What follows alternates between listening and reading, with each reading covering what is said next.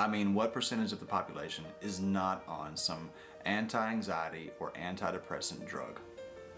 It's always been funny to me, this war on drugs, when there are drugstores all around us, when grocery stores sell alcohol, arguably the most dangerous and most widespread form of self-medication, when people everywhere, even children, are prescribed powerful psychotropic substances. And so the stigma around psychedelics, or as we prefer to call them, entheogens, which produce a different kind of healing, I believe a spiritual healing, is really absurd.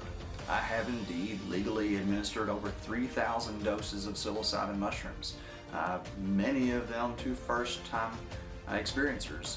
I've spent thousands of hours doing integration work, and I've had hundreds of doses of psilocybin myself. I can say with full confidence that I am one of the world's top experts in the psilocybin experience and integration. And I don't say this to brag, but I want to help people understand how much there is to learn here. And if you're willing to engage with the process, it can be lifelong learning. Psychedelic wellness, in my mind, is a lifestyle, not a magic pill. And unfortunately, that's how I feel like it's being presented.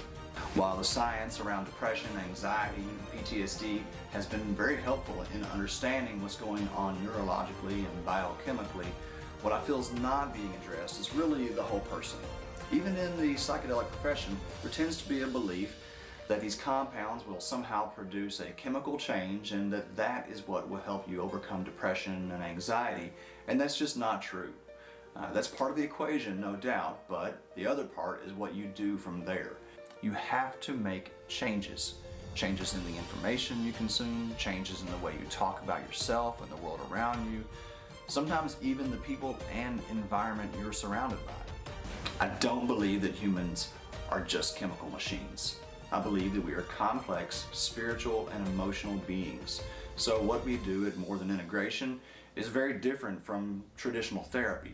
Therapists, in our experience, are more inclined to have you try to get to the origin of your suffering.